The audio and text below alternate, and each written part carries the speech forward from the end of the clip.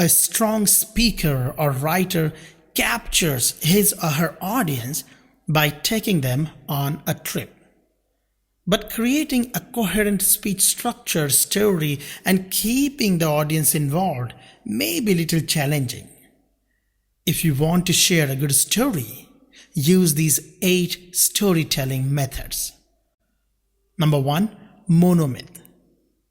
A monomyth, also known as the hero's quest, can be seen in stories of heroes and superheroes and mythologies.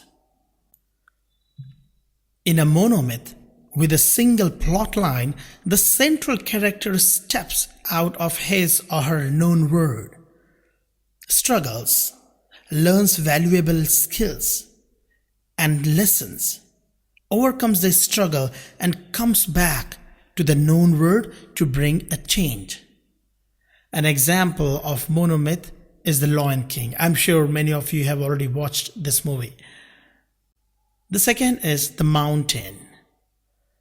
The mountain is typically seen in TV series or serials, or also on Netflix series or Amazon Prime series.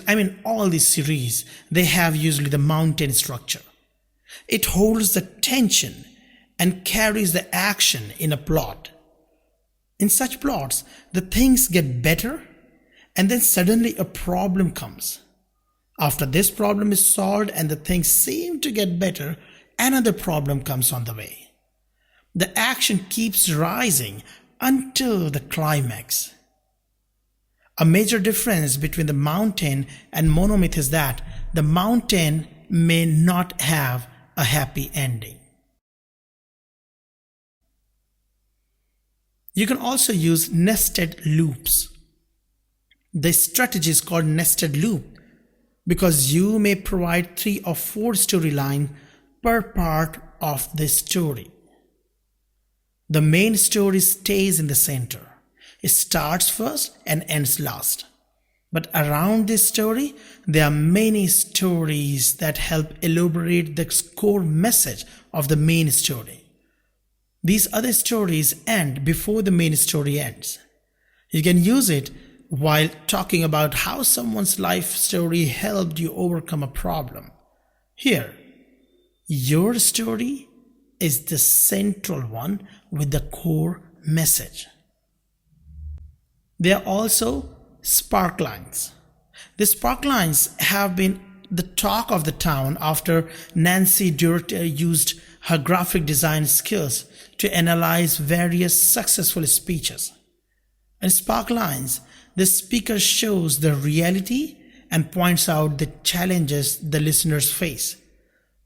Then the speaker inspires the crowd to take action and shows the positive scenario when the action is taken.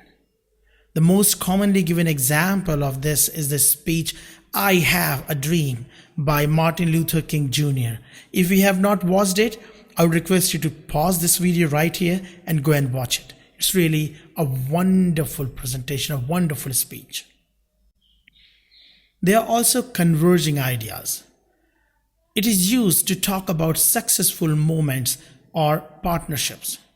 It shows the audience how some different strands of ideas come together to form something bigger and greater. The difference between the converging ideas and the nested loop strategy is that unlike the nested loops, where a central story is complemented by other stories, the converging ideas have several equally important stories that come to a single strong conclusion. There are also false start. A false start, as the name itself suggests, is starting the story with a false storyline. A predictable storyline that unexpectedly ends and disrupts audience expectations. It is when the speaker links to the main storyline. Since the speaker tears apart the false sense of security and predictability, the audience feel in the first storyline or false start, they become very attentive for the details and messages in the main storyline. It is a great way to talk about the lessons you learn from failures and discovered a new and creative way to deal with the crisis. There's also something called in medias res. In medias res means into the middle of a narrative. It is a very good strategy for short stories where you want to grab attention of the audience. Here the speaker starts the story in the middle, tells an interesting or shocking part of it, and then goes back to timeline and explains how it started and how does it end. You can also use the petal structure. Just like many beautiful petals come together to make a flower, multiple unconnected or slightly connected stories can be told to support the core message and to convey the importance of the core message and action.